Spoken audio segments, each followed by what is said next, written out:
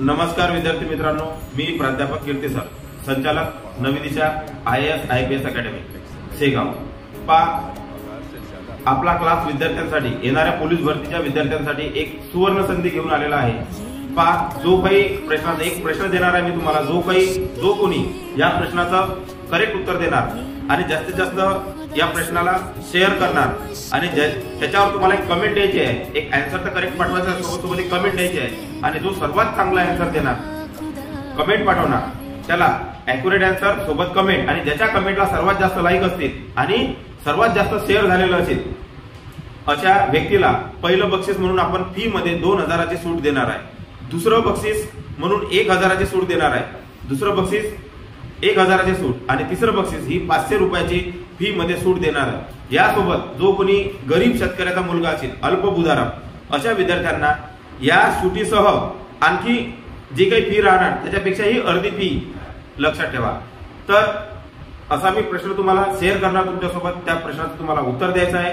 तर पहा, आपला क्लास नवी दिशा IAS IPS अकॅडमी, प्राध्यापक कीर्ती सर, मी संचालक, हा माझा कॉन्टॅक्ट नंबर।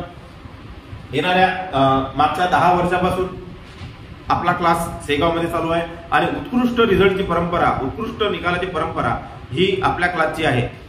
पहा, मागच्या 10 वर्षापासून आपला क्लास इथं सेवेमध्ये आहे आणि सेवेमध्ये असताना खूप सारे रिझल्ट झाले आपल्या क्लासचे आलेले आहेत। हे एक जुनं बॅनर आहे, ज्याच्यामध्ये नवीन बॅनर आणखी तयार केलं नाही, या वर्षी पण भरपूर रिझल्ट आहेत। तर पहा, हे सगळे शेगाव मधले, प्रॉपर शेगाव मधले, सर्व तुम्ही ओळखता यांना।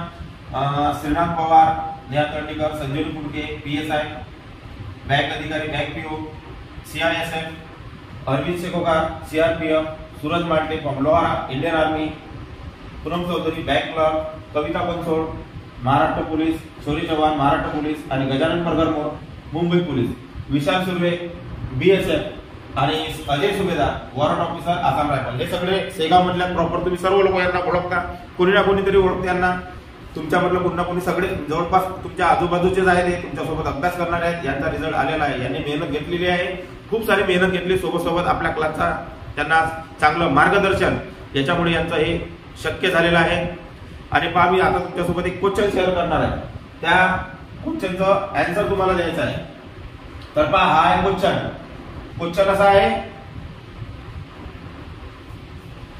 एका जहाजाच्या 6 पायऱ्या पाण्यात बुडालेल्या आहेत। एक जहाज आहे, पाण्यामध्ये चालत आहे, त्याच्या 6 पायऱ्या पाण्यात बुडालेल्या आहेत व 4 पायऱ्या पाण्याच्या बाहेर आहेत। प्रत्येक पायरीमध्ये 2 फूट अंतर आहे।